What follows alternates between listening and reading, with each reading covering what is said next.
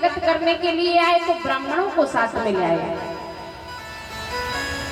किसी ने कहा जनक जी ब्राह्मणों को साथ लेके क्यों आए, राजा के साथ तो सेना चलती है। जनक जी ने कहा कि हमारी नगरी में एक संत का आगमन हुआ है, साधु का आगमन हुआ है, हमें पता नहीं है कि इनका सम्मान कैसे करना चाहिए, पर ब्राह्मणों को पता होता है, इसलिए विप्रों को साथ में लेके आए। गोस्वामी जी महाराज कहते हैं कि विश्वामित्र ऋषि का जब पूजन हो गया, आसन पे बिठा दिया, तब राम और लक्ष्मण आए, बगीचा में चले गए। गोस्वामी जी महाराज ने लिखा है कि राम लखन आए तो भाई गए रहे देखने फुलोगा।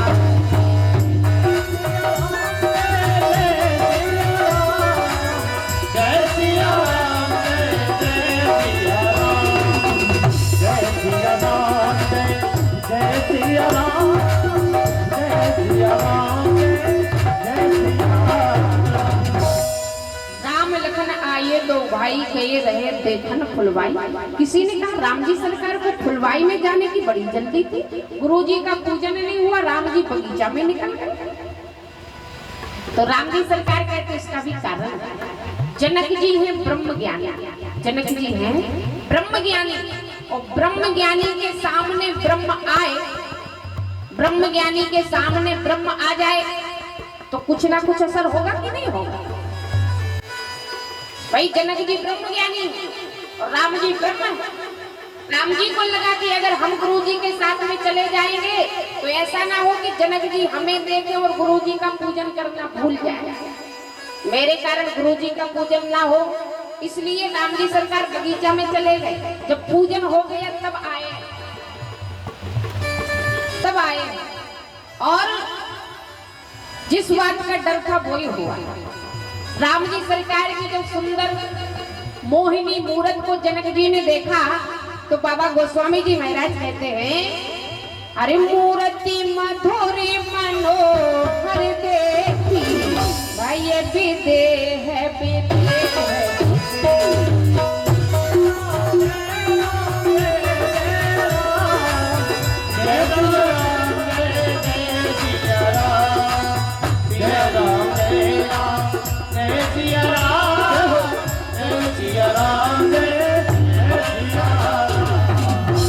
बोले मूर्ति मधुर मनोहर देखी, भये विदेह विदेह विशेषी। जब इनमें राम जी सरकार की सुंदर माधुरी मूर्ति को देखा तो जनक जी अपने देह की सुध भूल गए। भये विदेह विदेह विशेषी, देह की सुध भूल गए और गुरुदेव से कहने लगे, कहो नाथ सुंदर दो बालक, मुनि कुल तिलक की निरंकुल बालक। ये दोनों बालक कौन है? किसी मुनि के कुल के तिलक है या किसी राजा के कुल के पालनहार? भूल गए जनक जी राम जी को देख करके। हे गुरुदेव सत्य बोलिएगा, बुराव ना करिएगा। जनक जी हैं ब्रह्म ज्ञानी और इनके पिता की देह नहीं थी राजा निमि, राजा निमि की देह नहीं थी। क्यों?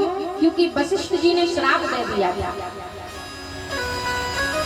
वशिष्ठ जी को यज्ञ करने के लिए राजा निमि ने बुलाया, उनको समय नहीं था, इंद्र का यज्ञ करना था। तो इन्होंने कहा कि जब इंद्र का यज्ञ हो जाएगा फिर आपका कर देंगे। तो राजा निमि ने कुछ नहीं कहा। जब वो चले गए तो गौतम जी को बुला के यज्ञ करवा लिया, और जब वो आए तो यज्ञ चल रहा था। इनको क्रोध आ गया, पहले हमें आमंत्रित किया फिर दूसरे को बुला के यज्ञ करा लिया, बड़ा अहंकार है। जाओ तुम बिना देह के हो जाओ। तो राजा निमि बिना देह के हो गए।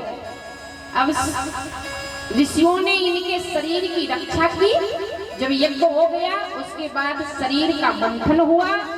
मंथन हुआ तो जनक जी उत्पन्न हुए। मंथन से हुए इसलिए इनका नाम पड़ गया मैथिलेश। इनके पिता की देह नहीं है इसलिए नाम पड़ा विदेह, और एक नाम है शीरध्वज। 3 नाम है जनक जी के। और जनक जो कहते हैं ये इनका नाम नहीं है, इनके वंश की पदवी है, नाम नहीं है। तो विदेह राज जनक देह की सुध भूल गए जब राम जी को देखा। ये प्रभाव है ब्रह्म का। अब ध्यान देना, त्रेता जैसे युग में एक ब्रह्म ज्ञानी हुए राजा जनक, और द्वापर जैसे युग में एक ब्रह्म ज्ञानी हुए उद्धव। और त्रेता में जनक जी का ब्रह्म ज्ञान लुप्त हो गया राम जी को देख करके, और उद्धव का ब्रह्म ज्ञान लुप्त हो गया गोपिकाओं की बातें सुन करके। और कलयुग में ना जाने कितने ब्रह्म ज्ञानी हैं। कलयुग में भैया इतने ब्रह्म ज्ञानी हैं कि ब्रह्म ज्ञानियों का शिविर लगने लगा। इतने ब्रह्म ज्ञानी हो गए कलयुग में कि ब्रह्म ज्ञानियों का शिविर लगता है, अलग से सत्संग चलता है ब्रह्म ज्ञानियों का।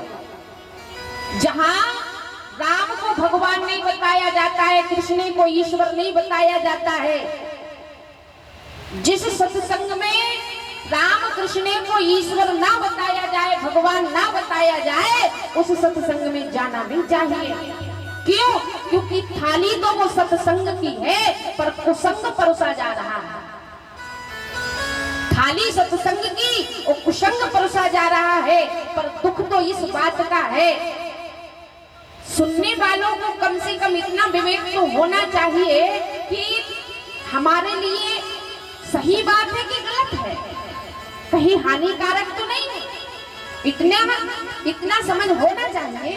पर आज के जमाने में ब्रह्म ज्ञानियों के शिविर में भी बड़ी भीड़, हजारों ब्रह्म ज्ञानी बैठे, हजारों सुनाने वाले और हजारों सुनने वाले ब्रह्म ज्ञानी।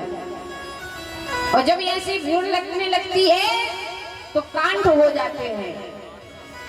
अभी हुआ है कि नहीं हुआ?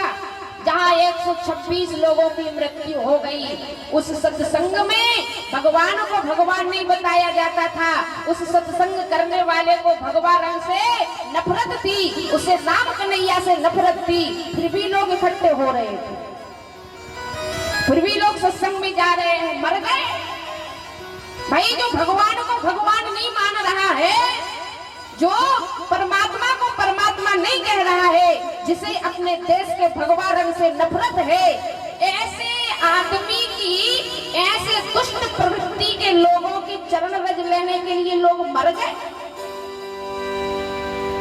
अरे बुद्धि रखो थोड़ी, सही क्या है गलत क्या है।